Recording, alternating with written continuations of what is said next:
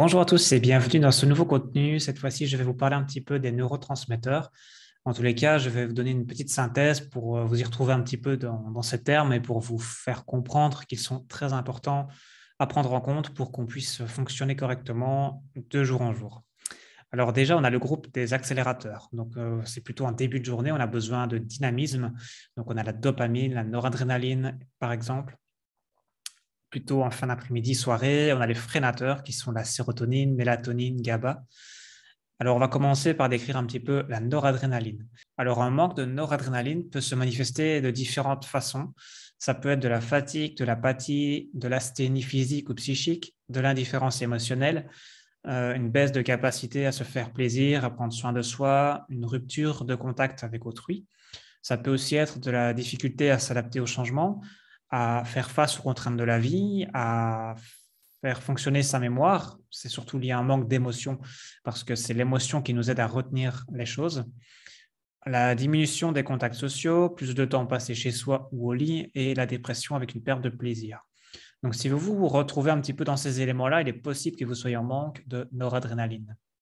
Alors pour la dopamine, ça peut se manifester par de l'indifférence, une libido diminuée, une absence de joie de vivre au quotidien, un effacement, des motivations, manque d'entrain, l'absence de projets à court, moyen et long terme, la vie quotidienne plutôt monotone et routinière, la conformité, le repli sur soi et chez soi souvent, les troubles de l'attention, la difficulté d'exprimer une pensée, les pertes de mémoire, les enfants de type TDA, TDAH, les addictions diverses comme l'alcool, le tabac, etc., les syndromes de jambes sans repos, les mouvements maladroits, comme voire le Parkinson.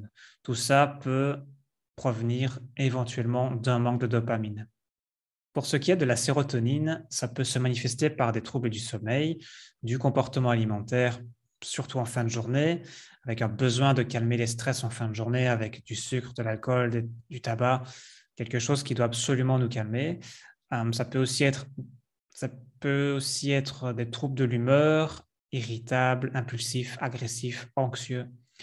Ça peut être des douleurs musculaires qui ne sont pas liées à un exercice physique. Ça peut être des réactions émotionnelles exagérées, comme des crises de panique, des TOC. Ça peut être, pourquoi pas aussi, des tendances suicidaires et aussi de la dépression avec de la colère. Tout ça, ça peut être augmenté, en tout cas, avec un manque de sérotonine.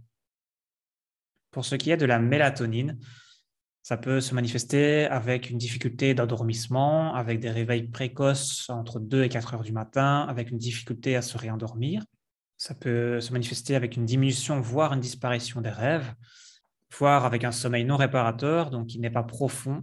Et c'est aussi le cas quand on prend des somnifères, on a l'impression qu'on se repose, mais en fait, on n'atteint pas cette phase de sommeil profond, et donc on n'a pas un sommeil réparateur, et donc on entretient un manque de mélatonine peut-être.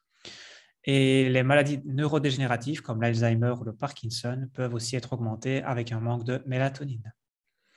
Pour ce qui est du GABA, ça peut se manifester par du stress, le fait d'être pressé, accablé, la sensation de gorge serrée, l'impossibilité de se détendre, l'anxiété, la nervosité, les ruminations en cas de réveil nocturne, avec un seuil de la douleur qui est abaissé, comme la fibromyalgie par exemple.